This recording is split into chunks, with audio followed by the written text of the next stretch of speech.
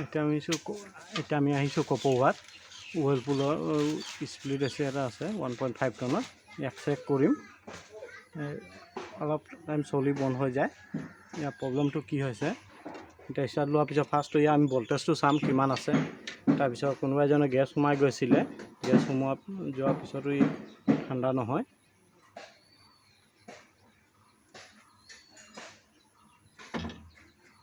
এতিয়া এচিটো ইনডোৰটো ষ্টাৰ্ট কৰা হৈছে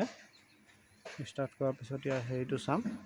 আউটাৰ ষ্টাৰ্ট লোৱাৰ পিছত ভল্টেজটো কিমান দি আছে